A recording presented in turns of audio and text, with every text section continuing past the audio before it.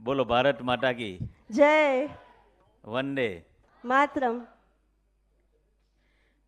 આજે 7મા આંતરરાષ્ટ્રીય એક દિવસ વેટલેન્ડ સેમિનાર ને 3 દિવસ એનો વર્કશોપ ચાલવાનો છે. આ પ્રસંગે અહીંયા ઉપસ્થિત આપણા સિનિયર કેબિનેટ મંત્રી અને વન વિભાગના તમામ અધિકારીશ્રી કર્મચારી સાથે એક મંત્રી નહીં પરંતુ સામાન્ય વ્યક્તિ તરીકે કામ કરતા એવા આપણા સૌના વડીલ કેબિનેટ મંત્રી શ્રી મુળુભાઈ, એવા જ જેમણે ઘણી બધી વાતો એમના વક્તવ્યમાં કરી છે, એવા હેડ ઓફ ફોરેસ્ટ શ્રી પી સિંહજી, જેમણે મુળુભાઈએ પણ કીધું ને અમે પણ કીધું કે તમને ઉપર બેસાડ્યા છે એટલે કંઈક તો દેવું પડે, એવા અમારા જીપીસીબીના ખૂબ જ સારી કામગીરી કરતા અને જીપીસીબી ડિપાર્ટમેન્ટ જે ત્યારથી સંભાળે છે એમાં કોઈ પણ લોકોની એક પણ કમ્પ્લેન આવ્યા વિના અને કોઈ પણ ઇન્ડસ્ટ્રીઝની કોઈ પણ ફરિયાદ આવ્યા વિના એવી અમારી ઇન્ડસ્ટ્રીઝ ચલાવે છે એવામાં ચેરમેન શ્રી ભારતજી, એવા જ અમારા જયપાલસિંહજી, સુગુરજી, અહીંયા ઉપસ્થિત નિશાન ડૉક્ટર તેજ મુંડકરજી, વિશ્વરંજનજી, ઉપસ્થિત તમામ રાજ્યોમાંથી આવેલા સૌ વન વિભાગના ઓફિસરો, સૌ ઉપસ્થિત મારા ગુજરાતના તમામ જિલ્લામાંથી ભરેલા સૌ વેટલેન્ડ પ્રેમીઓ, વિદ્યાર્થી મિત્રો અને મીડિયાના સૌ મિત્રો. મિત્રો, આપણે જોઈએ છે કે ગીર ફાઉન્ડેશન છેલ્લા 7 વર્ષથી ઇન્ટરનેશનલ સેમિનારનું આયોજન કરી રહ્યા છે. ગત વર્ષે પણ આપણે જોઈએ છે કે વેટલેન્ડનું આપણે પણ અહીંયાથી જ સેમિનાર કર્યો હતો. 2 ફેબ્રુઆરી એ વેટલેન્ડ દિવસ છે અને આજથી જ આપણે એની શરૂઆત કરી દીધી છે. મિત્રો, આપણે જોઈએ છે કે આજે વેટલેન્ડ ડેની થીમ પર આજે આધારિત આ સેમિનાર વર્કશોપમાં આપણા સૌના સહિયારા ભવિષ્ય માટે વેટલેન્ડનું ક્ષેત્રનું રક્ષણ કઈ રીતે કરી શકીએ એનું આયોજન આપણે સૌએ આ સેમિનારની અંદર કર્યું છે, એટલે તમામને હું શુભેચ્છાઓ પણ પાઠવું છું. મિત્રો, આ 4 મહિના એટલે કે નવેમ્બર, ડિસેમ્બર, જાન્યુઆરી ને ફેબ્રુઆરી, આ 4 ઋતુમાંથી યુરોપ, રશિયા, સાઇબેરિયામાંથી ફ્લેમિંગ, પેલિકિન જેવા 300થી વધુ જાતના પક્ષીઓ લાખોની સંખ્યામાં गुजरात अंदर आवे छे. यहाँ पे हमारे दूसरे स्टेट से भी आए हुए हमारे फॉरेस्ट ऑफिसर यहाँ बैठे हैं. वैसे तो हम लोग देखने के लिए जाए तो हमारे गुजरात से बहुत सारे लोग फॉरेन में एनआरआई है, लेकिन वो लोग भी यही मौसम देखते हैं. नवंबर, दिसंबर, जनवरी, फरवरी में शादी की मौसम बनाते और यहाँ लोग आते हैं. ये 4 महीने आते हैं और ये बहुत सालों से गुजरात में आप देख रहे हैं कि गुजरात क्यों पसंद करते हैं. ये मोदी जी ने ऐसा सौम्य गुजरात बनाया है, इसलिए वाइब्रेंट समिट का शुरुआत भी यहाँ से हुई है. जब हमारे मोदी जी ने वाइब्रेंट समिट की शुरुआत की तो गुजरात में पूरे वर्ल्ड के लोग यहाँ आके इन्वेस्टमेंट करते हैं. आज देखो 11,000 करोड़ से चालू किया हमारा वाइब्रेंट समिट, आज कितने लाखों करोड़ों पे पहुंच गया है. क्यों?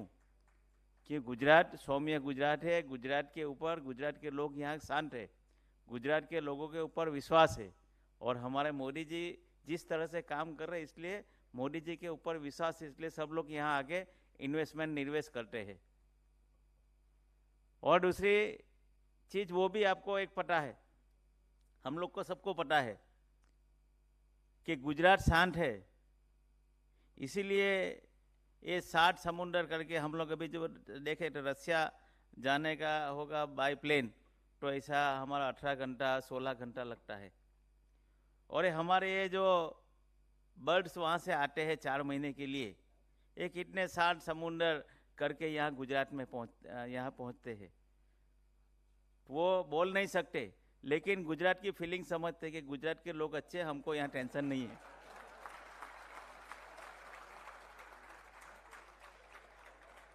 क्योंकि ये मोदी जी का गुजरात है, हमको कोई 4 महीना परेशान नहीं करेंगे, इसलिए वो भी वहां से गुजरात इसलिए पसंद करते हैं। આપણે જોઈએ છે કે ગુજરાતની અંદર આ વેટલેન્ડ પ્રકૃતિનો અનોખો ખજાનો ભર્યો છે।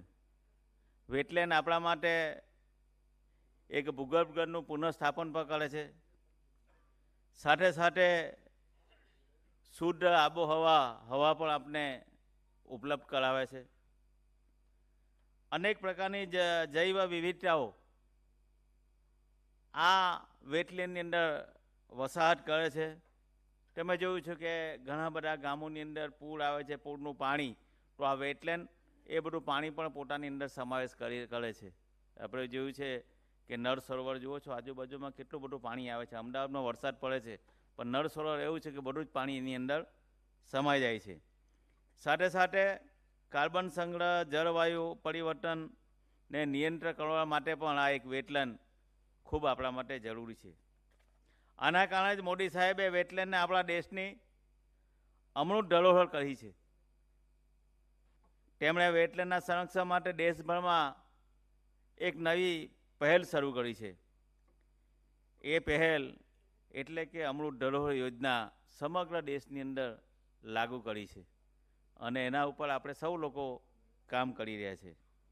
અમૃત ધરોહર યોજના રોજગારની એક નવી તકો ઊભી કરે છે।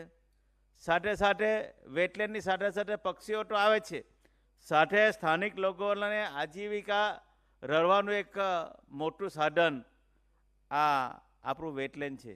તમે જુઓ છો વેટલેન્ડ જ્યાં જ્યાં હોય ત્યાં ટુરિસ્ટો આવે છે, અલગ અલગ પ્રકારના લોકોનો નાના મોટા વ્યવસાય ડાયરેક્ટ ઇનડાયરેક્ટલી વ્યવસાય થાય છે। આ રીતે વેટલેન્ડથી અલગ અલગ પ્રકારના વ્યવસાયો પણ અને રોજગારીનું સાધન પણ ઉપયોગ થાય છે। આપણે જોઈએ છે વેટલેન્ડની અંદર પૂરા ભારતની અંદર ગુજરાત એક મોખળું સ્થાન ધરાવે છે। ગુજરાત પાસે લગભગ આપણે જોઈએ તો 3.5 મિલિયન હેક્ટરમાં વેટલેન્ડ આપણે ત્યાં આવ્યા છે। ગુજરાતના 8 રાષ્ટ્રીય મહત્ત્વના વેટલેન્ડ વિસ્તારો જેવા કે નળ સરોવર, થોળ, વેટલેન્ડ વિસ્તાર, કચ્છનું રણ, કચ્છનું મોટું વણ, નાની કાંકવાળ, વઢવાણ, ખીજડીયા। મને મુળુભાઈએ કીધું ખીજડીયા એકવાર જોવા આવજો, એટલે ખીજડીયા મારા દ્વારકામાં જ છે, એટલે ત્યાં પણ અમે જોવા જઈશું। આવા ભારત સરકારના વન અને પર્યાવરણ વિભાગ દ્વારા જળવાયુનું પરિવર્તન કઈ રીતે થાય એના માટે નેશનલ વેટલેન્ડ કન્ઝર્વેશન પ્રોગ્રામનો કાર્યક્રમ આ યોજવામાં આપણે ત્યાં આવે છે। ખૂબ બધા વેટલેન્ડો આવેલા છે। મને સુગુરજી અને અમારા એપી સિંહજી કહેતા હતા કે 2017ની અંદર આપણી પાસે લગભગ 2006ની અંદર લગભગ આપણી પાસે 14,000 જેટલા વેટલેન્ડો હતા, પરંતુ આવા બધા આપણે સેમિનારો કરીને વેટલેન્ડ લગભગ આજે આપણે લગભગ 17,000ની પાસે વેટલેન્ડ આપણે ત્યાં ગુજરાતની અંદર પહોંચ્યા છે। મિત્રો, આ 17,000ની અંદર લગભગ ગુજરાતના 18,000 ગામ પૈકી લગભગ 7,000 ગામોની અંદર આ વેટલેન્ડો આવેલા છે। ને અત્યારે પણ અમારા એપી સિંહજી કહેતા કે દરેક ગામની અંદર એક એક વેટલેન્ડ થાય, એમાં આપણે દરેક લોકોએ પ્રયત્ન કરવો જોઈએ। અહીંયા આપણે બધા જોયું છે કે અલગ સ્કૂલોના વિદ્યાર્થીઓને આપણે ઇનામ આપવામાં આવ્યા। આપણે જોઈએ છે ઇનામ શાના માટે આપ્યા? બહાર અમે પ્રદર્શનની અમે જોતા હતા મુળુભાઈ જોડે, એક સામાન્ય વિદ્યાર્થી, નાનો વિદ્યાર્થી એ કેટલું મગજ એનું એપ્લાય કરે છે, કેટલું એની કેટલી એની બારીકતા કેટલી છે. એ બારીકતા મોદી સાહેબના વિઝનને ટચ કરે છે. મોદી સાહેબનું સ્વચ્છ ભારત મિશન, એ મિશનને સીધું ટચ કરે છે. એ બાળકો બતાવતા હતા વેટલેન્ડ કઈ રીતના આપણે એની સફાઈ કરી રહેશે, અંદર પ્લાસ્ટિક કેવી રીતે નાખીએ ના નાખીએ. તો એ લોકોએ જે કામો કર્યું છે એનું પણ આપણે અહીંયા સર્ટિફિકેટ આપણે અહીંયા આપ્યા છે. આપણે જોયું છે કે વેટલેન્ડ સાફ કરવાનું સર્ટિફિકેટ આપ્યું છે. કોકે અંદરથી બોટલો એકઠી કરી અને આપણે ઇનામ આપવામાં આવ્યું છે. અને ખાસ કરીને જોયું છે આપણે ખૂબ બધી ભગવાનની અંદર આસ્થાઓ છે, શ્રદ્ધા છે. કારણ કે નાનું આપણે ખાતમુહૂર્ત કરવા જઈએ, ભૂમિપૂજન કરવા જઈએ એટલે એક નાળિયેર આપણે ફોડીએ, પણ નાળિયેર ફોડ્યા પછી એના જે છોતરા હોય એ આપણે બહાર ફેંકી દેતા હોઈએ છીએ. અને કાચલી હોય તો આપણે બહાર ફેંકી દેતા, કોકના પગમાં વાગે, એના છોતરા હોય તો કોક બહાર કચરામાં આપણે દેખાય કે કચરા તરીકે ઉપયોગ થાય.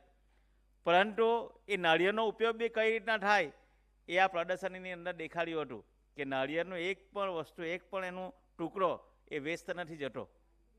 એ નાળિયેરમાંથી એક કોલસો પણ બનાવ્યો છે, એમાં પ્રદૂષણ નથી થતું. એ નાળિયેરમાંથી અલગ અલગ વસ્તુઓ બનાવી છે, કિચન બનાવી છે, અલગ અલગ વસ્તુઓ બનાવી છે. અમારા ફોરેસ્ટ ડિપાર્ટમેન્ટમાં જે પાવાગઢની અંદર મુળુભાઈ અમે વાત કરતા હતા કે પાવાગઢની અંદર જેટલા પણ માતાજીના શ્રદ્ધાળુઓ આવે છે, નાળિયેર ફોડે છે, એના છોતરા નીકળે છે. એ છોતરાનો અમારો વન વિભાગ એનો ઉપયોગ કરે છે અને જે આપણા નર્સરી છે એની અંદર એનો ઉપયોગ કરે છે. એટલે એક પણ વસ્તુ કે આ પણ એ સર્ક્યુલર ઇકોનોમીને ટચ કરે છે, એક પણ વસ્તુ બહાર નથી જવા દેતા. તો એના માટે પણ આજે આપણે ઇનામ આપ્યું છે. એટલે આવા નાના નાના લોકો, નાના વિદ્યાર્થીમાંથી ઉત્પન્ન થાય છે. આપણે તો મોટા થઈ ગયા એટલે આપણે ના ખબર પડે, પણ અત્યારે નાના વિદ્યાર્થીઓને નાનેથી જ આપણે એને ટ્રેનિંગ આપીએ. અહીંયા અમારા જીપીસીબીના ચેરમેન બેઠા છે, તો એમને બી કહું છું કે મોદી સાહેબના સ્વચ્છ ભારત મિશનની અંદર આપણે કે જે પ્લાસ્ટિક ઉપયોગ બંધ કરીએ. અમે મુળુભાઈ સાથે આવતા 1 મહિના પછી વિધાનસભાની અંદર તમને પ્લાસ્ટિકની બોટલ પાણી નહીં દેખાશે, તમને કાચની બોટલ જ દેખાશે. અમે ત્યાં કાચની બોટલથી વિધાનસભામાં સચિવાલયમાં પાણી આપવાનું ચાલુ કર્યું છે. 1 મહિના પછી ચાલુ થઈ જશે, પ્લાસ્ટિક બોટલ ના દેખાશે.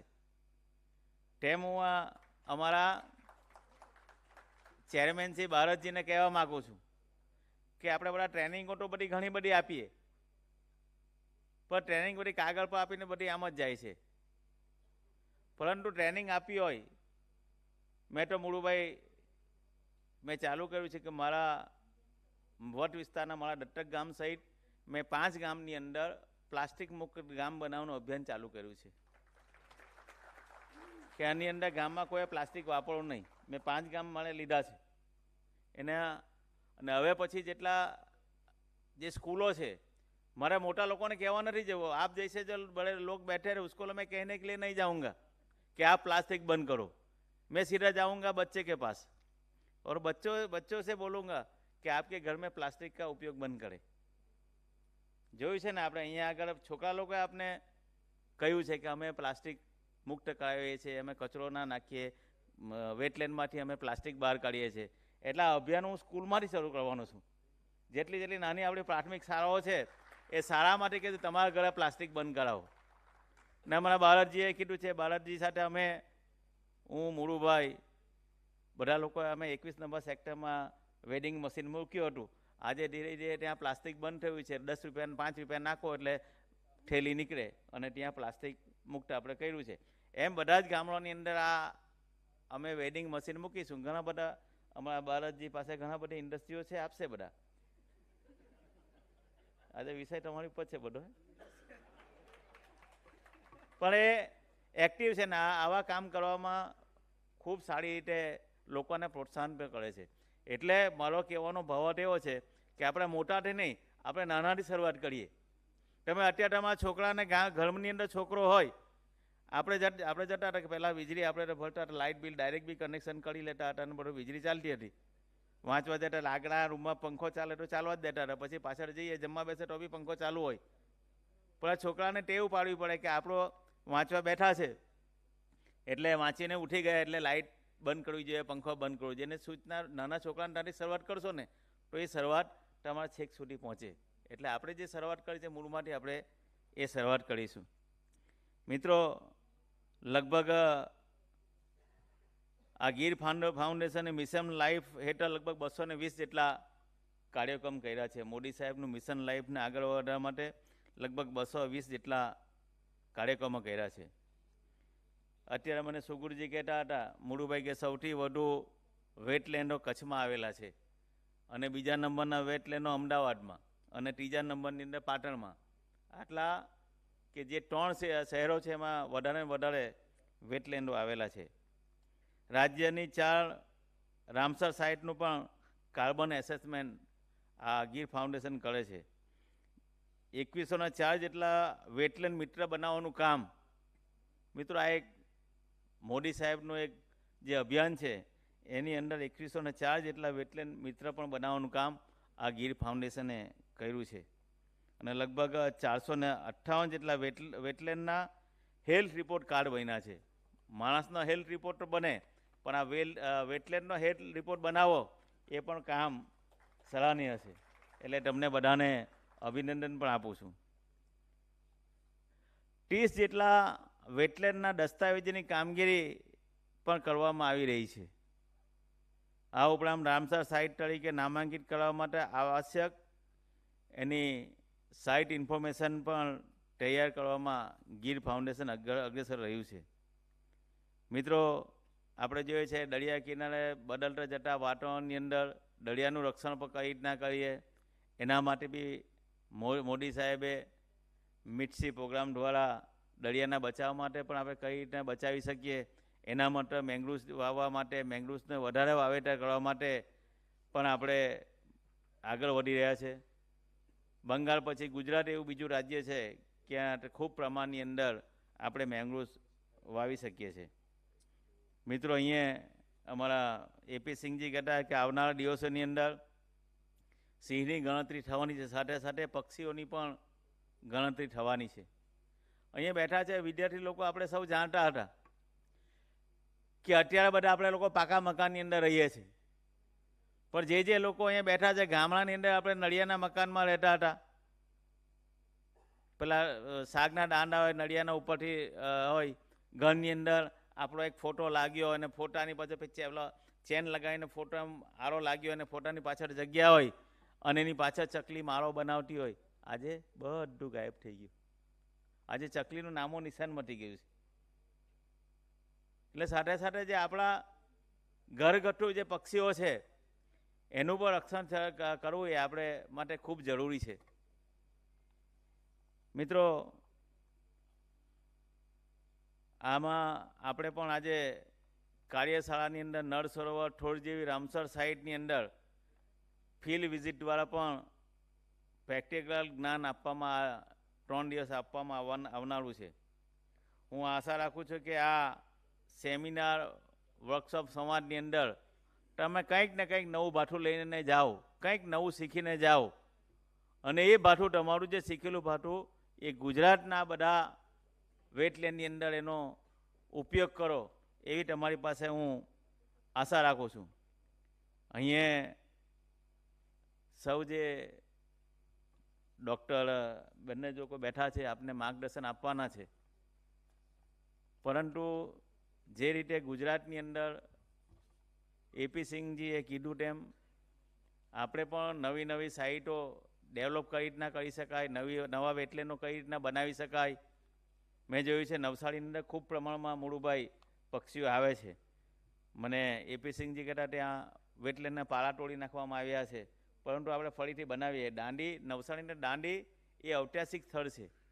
એ ગાંધીજીના જે મીઠાનો સત્યાગ્રહ કર્યો એ દાંડી, એ આપણા માટે જે રીતને ખીજડીયા જે ડેવલપ થયું છે એ રીતના દાંડી બી મુળુભાઈ એ સરસ રીતે આ વેટલેન્ડમાં પણ ડેવલપ થઈ શકે, લોકો પણ ત્યાં આવી શકે.